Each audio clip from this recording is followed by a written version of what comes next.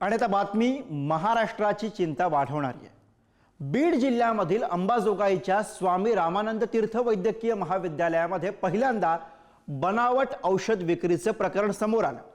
या बनावट औषधाचं लोण राज्यभरात पोहोचल्याचं समोर आलंय। त्यामुळे शासकीय रुग्णालयामधील आरोग्य व्यवस्थेचा कारभार पुन्हा एकदा चव्हाट्यावर आलाय। त्यामुळे या बोगस औषधांमागचे खरे मास्टर माइंड नक्की कोण आहेत हा प्रश्न उपस्थित होतोय।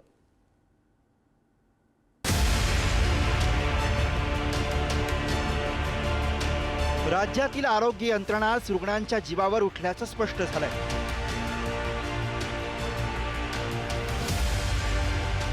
बनावट औषधांच्या पुरवठ्याची लागण तब्बल 11 जिल्ह्यांपर्यंत पोहोचली। गेल्या 3 वर्षांपासून बनावट औषधांचा गोरखधंदा बिनदिक्कतपणे सुरू असल्याचं बोललं जात आहे।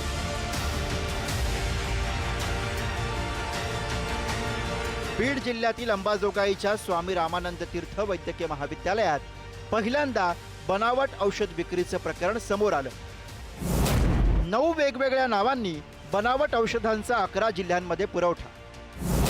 अंबाजोगाई बीड स्वामी रामानंद तीर्थ रुग्णालयात ऑझिमसिम नावाची बनावट अँटीबायोटिक, नागपूर कळमेश्वर ग्रामीण रुग्णालयात रेसिप्ट 500 नावाची बनावट अँटीबायोटिक आढळली।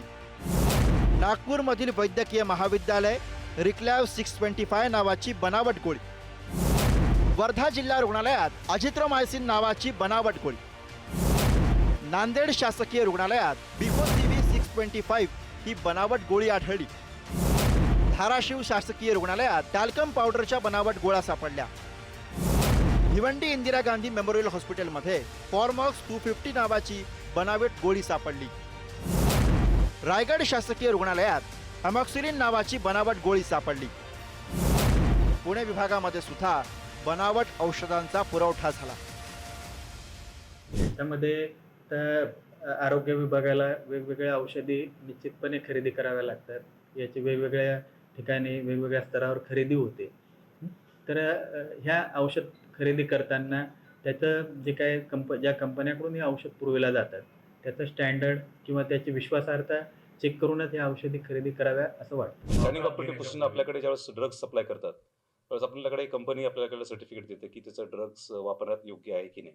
त्यानंतर आपण स्वतःहून NABL ला आपण त्याचे सॅम्पल्स पाठवत असतो। सॅम्पल्स आल्याच्या नंतर ते आपल्याला वापरण्यास योग्य असल्यानंतर आपण ते वापरत असतो। आपल्याकडे याच्यामध्ये फ्युरियस ड्रग मध्ये आपल्याकडे NABLचा एक ड्रग आपल्याकडे अमॉक्सक्लॅब एका कंपनीचं आपल्याकडे थोडंसं स्पुरियस म्हणून आढळलेलं आहे।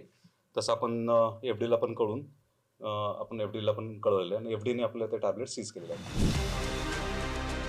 महाराष्ट्र शासनाने नेमलेल्या औषध पुरवठा कंत्राटदारानेच बनावट औषधाचा पुरवठा केल्याचं अन्न आणि औषध प्रशासनाच्या तपासणीत उघड झालंय।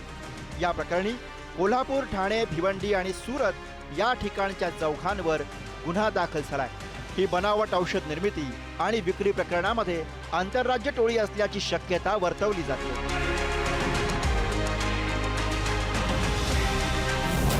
2023 मध्ये अंबाजोगाईच्या स्वराती शासकीय रुग्णालयात रुग्णांना औषधामुळे रिॲक्शन झाली। ऑगस्ट 2023 मध्ये औषध निरीक्षकांनी औषधांचे नमुने घेतले। बनावट औषधांचा अहवाल 1.25 वर्षांनी प्राप्त झाला।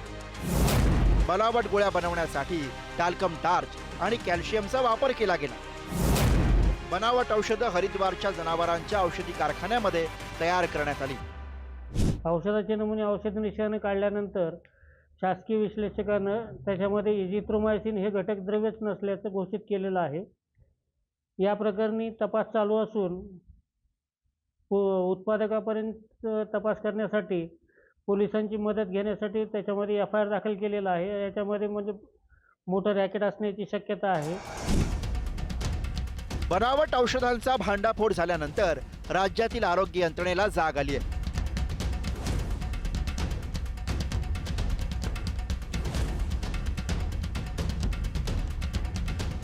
छत्रपती संभाजीनगरमधल्या घाटी रुग्णालयातील 33 औषधांवरती बंदी घालण्यात आली आहे। तर नांदेड शासकीय रुग्णालयातील 1,28,000 गोळ्या सील करण्यात आल्यात।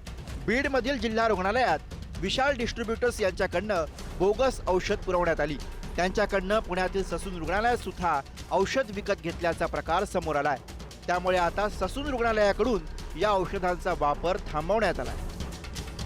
कालपासूनच स्टॉप यूज केलेलं आहे, होल्डओव्हर टाकलेलं आहे आणि त्या सगळ्या औषधांची ॲनालिसिस करण्यासाठी कालच FDA वाले सॅम्पल घेऊन गेलेले आहेत आणि ते जेव्हा त्या ड्रग्सचं पूर्ण ॲनालिसिस करून रिपोर्ट देतील त्यानंतरच आपण ठरवणार की ही औषधं वापरायची किंवा नाही.